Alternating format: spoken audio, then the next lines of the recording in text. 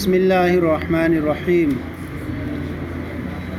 الصلاۃ والسلام علیک یا رسول اللہ الصلاۃ والسلام علیک یا نبی اللہ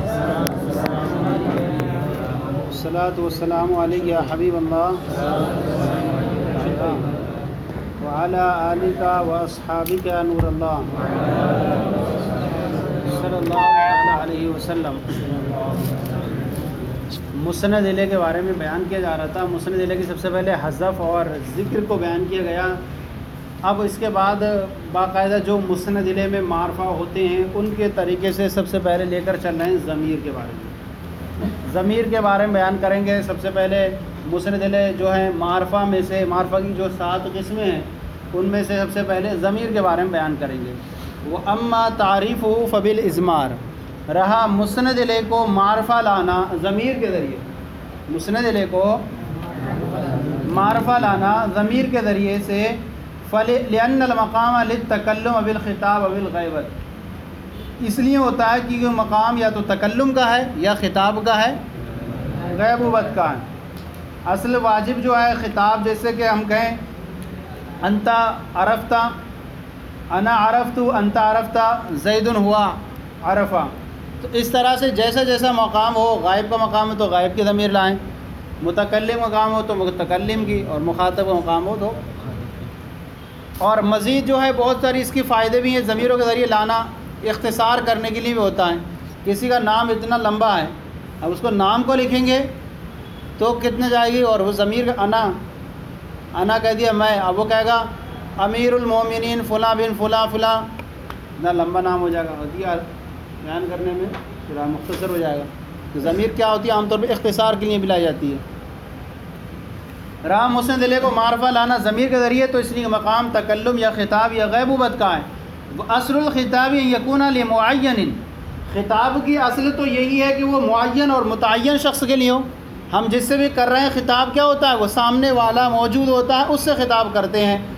انت زید، تو یہ اس طرح کی جو ہے ہم کہتے ہیں تو وہ خطاب معین کے لیے ہوتا ہے۔ لیکن آپ دیکھیں گے کبھی کبھی ایسی حالتیں ہوں گی کہ خطاب کو جو ہے بولا تو جاتا ہے لیکن اس کو عموم کر دیا جاتا ہے۔ یعنی قرآن پاک کی آیتیں تو نازل ہوتی تھیں، جو دیکھیں گے آپ خصوصی ایک مقام ہوتا تھا، لیکن اس کا حکم کیا ہوتا تھا؟ یا ایھا الذین آمنوا لا ترفعوا اصواتکم، اے ایمان والو اپنی آوازوں کو نبی کی آواز پہ بلند نہ کرو۔ تو یہ حکم کیا نبی کے وصال سے پہلے ہی تھا، بلکہ اب بھی حکم باقی ہے، جو اب بھی جائے وہاں پر تو اس کے لیے بھی حکم ہے کہ وہاں پر بھی آواز کو اپنی پست کرے۔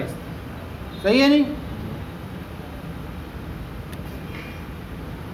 تو اسی طرح اصل خطاب کے اصل یہ ہے کہ ان یکون لمعین، کہ وہ کسی معین کے لیے ہو۔ وقد یترک الی غیرہ، لیکن کبھی کبھی اس کو ترک کر کے غیر کی طرف لے جایا جاتا ہے، غیر کی طرف لے جایا جاتا ہے، اور اس کو اس لیے لیا جاتا ہے تاکہ لیعم کل مخاطب، تاکہ ہر مخاطب کے لیے عام ہو سکے، لیعم تاکہ اس کو عام کر دیا جائے ہر مخاطب کے لیے۔ جیسے فرمایا جائے وَلَوْ تَرَىٰ إِذِ الْمُجْرِمُونَ نَاكِسُو رُؤُوسِهِمْ عِنْدَ رَبِّهِمْ، اور اگر آپ دیکھیں جب مجرمین اپنے رب کے بارگاہ میں اپنے سروں کو جھکائے ہوں گے، سروں کو جھکائے ہوں گے، جب مجرمین اپنے رب کی بارگاہ اپنے سروں کو جھکائے ہوں گے۔ اب دیکھیں یہاں لفظ ترا آیا ہے، یہ آیا تو تھا کہ جب آپ دیکھیں حاضر کے لیے ہوتا ہے خطاب، لیکن یہاں اس کا مخاطب جو ہے کوئی خاص شخص نہیں ہے، بلکہ کل من یرا، ہر وہ شخص جو بھی دیکھنے کی صلاحیت رکھتا ہے قیامت کے دن، ہر وہ شخص اس کا مخاطب بننا ہے۔ کیا ہے؟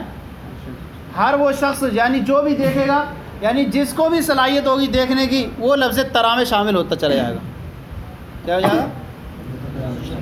ہاں، تو خطاب کو ترک کر دیا گیا، معین کے لیے ہوتا تھا، اب کس کے لیے؟ ہر اس شخص کے لیے جس کے لیے رویت ممکن ہو سکے۔ اور یہ کس لیے؟ تناحت حالوں فی الظہور، یعنی ان کی حالتیں جو ہوں گی ظاہری طور پر بری ہو جائیں گی۔ کن کی؟ مجرمین سے مراد کفار وغیرہ، ان کی حالتیں جو ہیں ظاہر کے اعتبار سے بری ہو جائیں گی۔ فلا یختص بمخاطب، تو اس کے ذریعے سے جو ہے کسی بھی مخاطب کو خاص نہیں کیا جائے گا۔ بلکہ اس کے ذریعے سے ہوگا کہ ہر وہ شخص جو دیکھنے کی صلاحیت رکھتا ہے وہ دیکھے کہ ان کی حالتوں کا انجام کیا ہوگا، کہ اپنے رب کی بارگاہ میں سروں کو ندامت سے جھکائے ہوں گے، ان کی حالتیں جو ہو جائیں گی بہت بری ہو جائیں گی۔ اب یہ ہو گیا، اس کے بعد فرماتے ہیں وبالعالمیت، مسند الیہ کو لایا جاتا ہے، ایک چیز ہو گئی ضمیر کے ذریعے لایا جاتا ہے۔ اس میں دو فائدے آپ یاد رکھیں گے، دو فائدوں کے لیے ضمیر آئی تھی، ایک تو یہ خطاب تکلم غیبوبت کا ہے، یہ ایک پوائنٹ رکھ لینا کہ کتنے ضمیر کو لانے کے کتنے فائدے ہیں وہاں پر، اور خطاب کی اصل یہ ہے کہ وہ معین کے لیے ہو، لیکن کبھی خطاب کو عام کر دیا جاتا ہے غیر کی طرف تاکہ ہر شخص مخاطب بن سکے۔ دو فائدے یہاں بیان کیے گئے۔ وہ بالعالمیت، رہا مسند الیہ کو معرفہ لایا جاتا عالمیت کے ذریعے، عالم کی صورت میں۔ اس کے فائدے کے لحظاری ذہن فی عینی فی ذہن السامع ابتدان باسم مختص بھی، مسند الیہ کو معرفہ لایا جاتا ہے علم کے ذریعے تاکہ اس کو حاضر کیا جائے بعینی، اسی متعین چیز کے ذریعے سے متعین کر کے حاضر کیا جائے ذہن السامع، سامع کے ذہن، ابتدان ابتدائی طور پر، باسم مختص بھی، ایسے اسم کے ذریعے جو اسی کے ساتھ خاص ہیں۔ آپ یہاں پر دیکھیں کئی قیدیں لگی ہوئی ہیں، عالمی کے ذریعے لایا جاتا ہے بہداری لہداری بعینی، یعنی مسند الیہ کو حاضر کرنے کے لیے اس کے ذہن میں، یہ اس قید کے ذریعے سے احتراز ہے جب کسی کو ذہن میں حاضر کیا جائے اس میں جنس کے ذریعے، کیا کہ اس میں جنس کے ذریعے حاضر کیا جائے تو وہاں مسند الیہ حاضر تو ہو جائے گا لیکن وہ جو ہے متعین نہیں ہوگا۔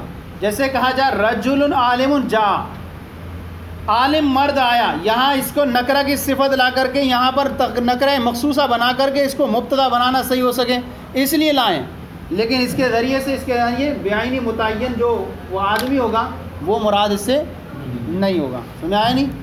اس کے ذریعے سے کیا ہو جائے گا، بعینی جو انہوں نے لگائی اس قید کے ذریعے سے اس میں جن سے احتراز ہے جس میں جو ہے نکرہ کا مبتدا بننا صحیح ہو جائے، ورنہ رجل عالم جو ہے کسی شخصیت کی تعین نہیں کر رہا ہے، کسی شخصیت کی، سمجھ آ گیا؟ اسی طرح ذہن السامع ابتدان، یہ قید لگائی گئی، ابتدان جو ہے اس کے ذہن میں حاضر کیا جائے، اس قید کے ذریعے احتراز ہے ضمیر غائب کے ذریعے، ضمیر غائب کے ذریعے احتراز ہے کہ ضمیر غائب کے ذریعے جیسے ہم کہیں زید جاء وہو یضحک، زید آیا اور وہ ہنس رہا ہے، اس مثال میں ہوا کے ذریعے اگرچہ ذات معینہ زید ذہن میں حاضر ہو گئی لیکن اس کا درجہ ثانوی مرتبہ میں ہوا، ثانوی مرتبہ میں ہوا کیونکہ پہلے تو وہ زید متعین ہو چکا ہے، ضمیر نے جو ہے اس کو متعین کیا، لیکن ثانوی مرتبہ میں کیونکہ ضمیر جو ہوتی ہے وہ مرجع کی طرف راجع ہوتی ہے، ضمیر کیا ہوتی ہے، اور مرجع مثال میں کون ہے، وہ زید ہے، تو یہ ابتدان نہیں ہوا بلکہ کس اعتبار سے ہوا، ثانوی طور، اس لیے اس ضمیر سے بھی اعتراض ہو جائے گا، کیا ہو جائے گا کہ عالمیت کے ذریعے سامع کے ذہن میں حاضر کیا جائے بعینی ہی، اس قید کے ذریعے جنس سے اعتراض ہے، اور ابتدان اس کے ذریعے سے کس سے اعتراض ہے، ضمیر کے ذریعے سے، اس ایسے اسم کے ذریعے جو اسی کے ساتھ خاص ہیں، اس قید کے ذریعے سے اعتراض ہے، ضمائر سے، موصولات سے، اشارات سے، وہ اسم جس کو معرفہ بنایا گیا ان سب سے اعتراض ہے، کیونکہ ضمیروں کے ذریعے جیسے مان لیجئے ضمیر کے ذریعے متکلم مخاطب یا اس میں موصول کے ذریعے سامع کے ذہن میں حاضر تو کر دیتے ہیں، انا کے ذریعے متعین تو ہو جاتا ہے، انت کے ذریعے متعین تو ہو جاتا ہے، لیکن یہ ایسی ہیں، یہ کسی کا ایسا نہیں ہے کسی کا بن گئی ہو، بلکہ ہر کسی کے اندر یہ صلاحیت رکھتی ہے انا کہنے کی، انت ہر کسی پر استعمال ہونے کی صلاحیت رکھتا ہے، ہوا بھی ہر کسی پر ہونے کی صلاحیت رکھتا ہے، الف لام عہد خارجی کسی پر آ گیا تو ہر کسی کو بننے کی صلاحیت رکھتا ہے، تو یہ خاص نہیں اس کے ساتھ، بلکہ کیا ہے، ہر شخص جو ہے انا بن سکتا ہے، ہر شخص انتا بن سکتا ہے، ہر شخص ہوا بن سکتا ہے، یعنی سمجھ آگے نہیں؟ ذہن میں سامنے اگرچہ ابتدان ہی ہو جائیں لیکن مسند الیہ کے ساتھ خاص نہیں ہے کیونکہ یہ ہر شخص کے ساتھ آ سکتی ہیں، تو یہ کئی قیدیں ہوئیں، جیسے قل هو اللہ احد، اب یہاں لائے ایسے ذریعے جو اسی کے ساتھ خاص ہو، یہاں فرما دو کہ واللہ ایک ہے، یہاں لفظ اللہ جو ہے یہ جو ہے ایسا اسم ہے جو اسی کے ساتھ خاص ہے اور سامع کے ذہن میں حاضر کرنے کے لیے اسی کے ساتھ ہے، اور لفظ اللہ کو لایا گیا یہاں پر تمام اس کے اللہ کے اور ناموں کو چھوڑ کر، کیونکہ یہاں پر ایک تو یہ شرک کے وہموں سے دفع ہو جائے اور اور جو اللہ کا جو مقام تعریف مقام توحید میں یہی زیادہ بہتر تھا، اس لیے اللہ کو لایا گیا۔ او تعظیم، بس ایک لائن، او تعظیم او احانت، یا مسند الیہ کو لایا جاتا ہے علم کی صورت میں کس لیے؟ تعظیم پر دلالت کرنے کے لیے، جبکہ وہ اس کا نام ایسا ہو جو تعظیم بننے کی صلاحیت رکھتا ہو، جیسے الصدیق جا، کیوں کہا الصدیق جا، العلی علی جا، صدیق آیا، صدیق میں کیا ہے؟ اس کے خود معنی کے اندر بھی جو ہے تعظیم، سچا آیا، صحیح ہے، عظمت پر دلالت کر رہا ہے۔ یا احانت پر دلالت کرنا ہو، مسند الیہ کو معرفہ لایا تھا علم کی صورت میں احانت پر دلالت کرنے کے لیے، جیسے ابو جہل قامہ، ابو جہل کھڑا ہوا، تو جہالت والا باب، جہالت جہل، تو اس کے اندر کیا ہے؟ خود احانت پائی جا رہی ہے۔ او ایہامی استلزازی، یا اس کے نام سے، مسند الیہ کے نام سے لذت حاصل کرنے کے لیے، اچھا، او کنایتن، یا کنایا کرنے کے لیے، مسند الیہ کو معرفہ لایا تھا علم کی صورت میں کنایا کرنے کے لیے، جیسے کہا جائے ابو لہب ماتا، کیا لایا؟ ابو لہب ماتا، ابو لہب مر گیا۔ اب کنایا کس کے لیے کرنے کیا؟ دیکھیں، ابو لہب اس کا جو ملزوم ہے، ملزوم کیا ہے؟ اس کا معنی ہے، لہب کا معنی ہوتا ہے شعلہ، کیا ہوتا ہے؟ لہب کا معنی ہوتا ہے شعلہ، یعنی اس کو کہیں گے ملازم النار، آگ کے جو ملازم ہے شعلہ ہیں، اور اس کا لازم اس سے مراد کیا لیا؟ جہنمی، اس کا لازم کیا مراد لیا ہے؟ جہنمی۔ تو ملزوم بول کر لازم مراد لینا درست ہوتا ہے، لازم بول کر ملزوم، ملزوم بول کر لازم مراد۔ تو ابو لہب مر گیا یعنی جہنمی مر گیا، یعنی شعلہ ہوتا ہے اس کا، یعنی شعلے کا باپ، تو شعلے سے مراد کون ہے؟ اس کا لازم مراد لے گئے جہنمی مر گیا۔ تو یہ کہا گیا کہ وضع اول کے اعتبار سے یعنی شعلہ مراد ہے، اور اس کو لازم ہے عرفاً یہ جہنمی، تو یہاں ابو لہب سے مراد کیا ہے؟ جہنمی ہونا، تو ملزوم سے بول کر کے لازم مراد لے گیا، اسی کو بولتے ہیں کنایا۔ تو یا کنایا کرنے کے لیے ایسے معنی سے نام لایا جائے علم کی ضرورت میں، یا کنایا کرنے کی کسی معنی سے، اور کنایا کس سے کیا گیا؟ جہنمی ہونے سے، سمجھ آ گیا؟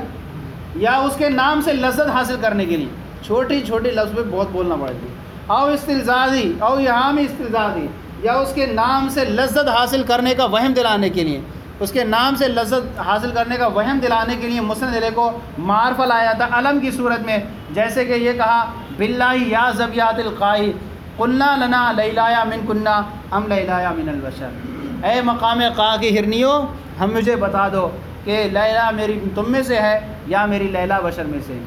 یہاں کیا تھا؟ ظاہر میں کہنا جانا چاہیے ام ہیا، کیا کہنا چاہیے تھا؟ کیونکہ لیلایا پہلے آ چکا، تو اب یہ کہہ دینا چاہیے، لیکن کیا ہے؟ اس کے نام سے لذت حاصل کرنے کا وہم دلانے کے لیے دوبارہ سے معرفہ کی صورت میں لائے گا علم کی صورت میں۔ اب تبرک بھی، یا اس کے نام سے برکت حاصل کرنے کے لیے علم کی صورت میں لایا جاتا ہے، جیسے اللہ الہادی، اللہ محمد الشفیع، محمد، تو اس کے نام سے برکت حاصل کرنے کے لیے علم کی صورت میں لایا گیا۔ او نحو ذالک، یا اس کے علاوہ یعنی کسی کے نام سے نیک فالی لینے کے لیے، جبکہ اس کے نام میں ہی اس طرح کی صلاحیت ہو، سعد فی داری کا، سعد تمہارے گھر میں سعد ہے، اور سعد سے کیا ہے؟ نیک فالی لے رہا ہے، یعنی کیا ہے؟ یہ نیک بختی ہوگی، اس نے کہا نا آپ اچھے نام رکھو اپنے بچوں کے، صحیح ہے نہیں؟ اسی طرح کہ اس کے نام سے بدفالی لینے کے لیے، اور کہا جائے الصفاء فی دار صدیقی کا، صفا تمہارے دوست کے گھر میں ہے، اور صفا معنی کیا ہوتا ہے؟ بہت زیادہ خون بہانے والا۔ کون ہے تمہارے گھر میں؟ صفا ہے، اور صفا سے مراد کیا لیا؟ اب خون بہانے والا آ گیا تو تمہارے گھر میں ہونا ہی کچھ نہ کچھ گڑبڑ۔ تو نیک فالی لینے کے لیے سعد فی داری کا، بد فالی لینے کے لیے اسی کا نام ایسے معنی ہو جیسے صفا فی دار صدیقی کا۔ تو یہ ہوا مسند الیہ کے بارے میں آج ہم نے پڑھا۔ اس میں الف لام کے ضمیر کے ذریعے صورت میں معرفہ لانے کی صورتیں تھیں، اس میں 2 فائدے بیان کیے گئے، اور علم کی صورت میں لانے کے فائدے، کتنے فائدے بیان کیے گئے؟ ایک تو ہوا اظہار کرنے کے لیے، ایک ہو گیا تعظیم 2، احانت 3، کنایا 4، اور احامی استلزاز 5، تبرک 6، نحو ذالک کا 7۔ تو یہ یاد رکھ لینا پوائنٹ، اور مثالوں کے ذریعے مجھے امید ہے کچھ نہ کچھ نقل کرتے ہوں گے لوگ، تو اس کو نقل کرتے رہیں مثالوں کے ذریعے کہ ہم نے جو ہے علم کے جو ہے فائدے وہ پڑھے ہیں، وہ 7 فائدے ہمارے سامنے بیان کیے گئے ہیں، اس کی مثالیں یہ ہیں۔ صحیح ہے؟ چلو صلو علی الحبیب صلی اللہ علیہ محمد صلی اللہ علیہ وسلم۔